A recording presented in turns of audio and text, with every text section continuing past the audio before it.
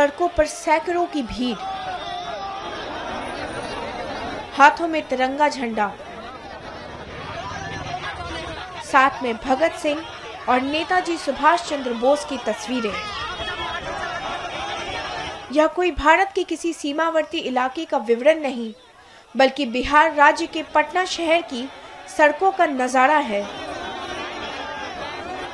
जहां बीपीएससी के अभ्यर्थी अपनी मांगों को लेकर सैकड़ों की तादाद में सड़कों पर उतरे हैं।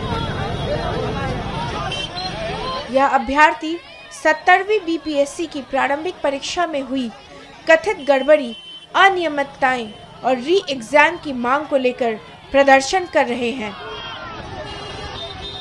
सैकड़ों की संख्या में हाथों में तिरंगा झंडा लेकर पटना की सड़कों पर उतरे इन अभ्यर्थियों के प्रदर्शन की वजह से सड़क पर ट्रैफिक जाम जैसे हालात बनते नजर आए। अभ्यर्थियों की संख्या बल, जोश और हिम्मत देखते हुए पुलिस प्रशासन भी सड़कों पर मुस्तैद दिखाई दी। साथ ही पुलिस प्रशासन ने उन अभ्यर्थियों को सड़क पर रोका और उन्हें समझाने के असफल प्रयास करते दिखाई दिए। लेकिन हाथों में तिरंगा झंडा, महात्मा गांधी की तस्वीर लेकर पहुंचे इन अभ्यर्थियों के सामने अंत में पुलिस बल भी बेबस नजर आई। क्या रोक दी गई है, क्या कहेंगे?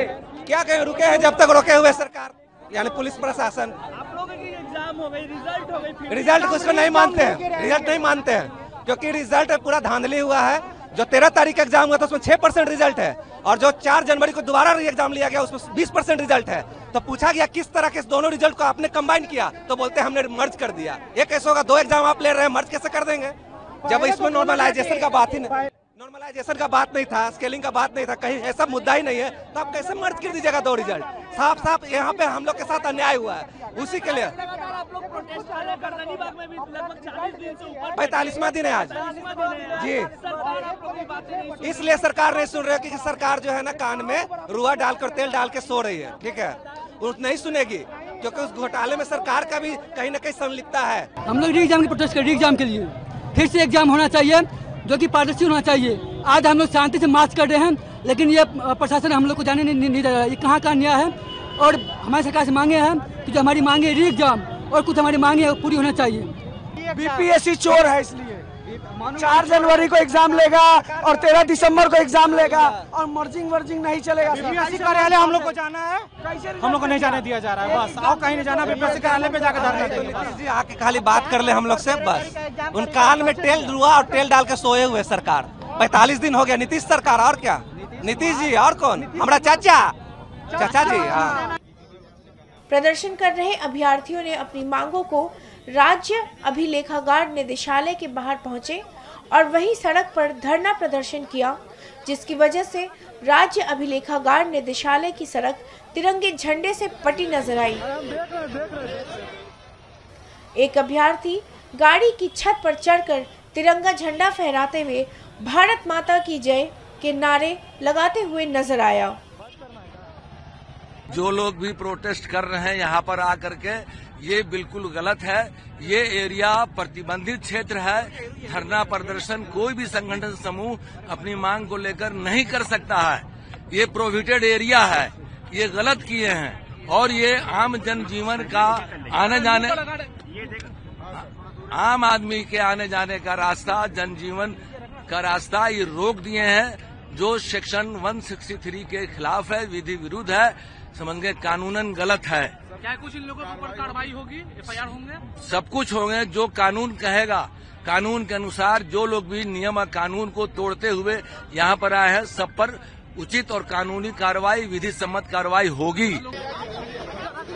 अभ्यर्थियों की संख्या अत्यधिक होने पर पुलिस ने भीड़ को नियंत्रण करने की कोशिश भी की और कुछ छात्रों को हिरासत में भी लिया।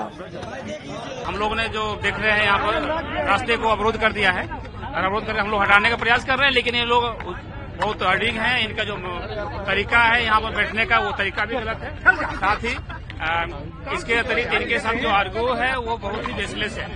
ये निश्चित रूप से ये विद्यार्थी ग्रुप में इसे बात ही नहीं करते हैं, वो अननेसेसरी की बात कर रहे हैं। अरे प्रोटेस्ट जो है ये प्रोटेस्ट नहीं है, इनका तरीका गलत है, सिंपल है। क्या कुछ कार्रवाई होगी अगर सर? निश्चित रूप से होगी, कानून सबके लिए बने हुए हैं। डिटेंशन हुए हैं कुछ और हो रहे हैं, डिटेंशन होंगे। ये तरीके गलत है, इनको रोड को जाम करना और ये तरह से अपने मांग को मजबूरन मंगवाना, ये सब चीजें बिल्कुल सही नहीं है। ठीक है, बता दें कि 70वीं बीपीएससी पीटी परीक्षा रद्द होगी या नहीं, इसका फैसला 31 जनवरी को हो जाना चाहिए। पटना हाईकोर्ट में सुनवाई है। परीक्षा में कथित तौर पर गड़बड़ियों और अनियमितताओं को लेकर छात्रों ने कोर्ट का दरवाजा खटखटाया है। पटना हाईकोर्ट ने छात्रों की याचिका को स्वीकार कर बिहार सरकार और बीपीएससी को 30 जनवरी तक अपना हलफनामा दाखिल करने का निर्देश दिया था।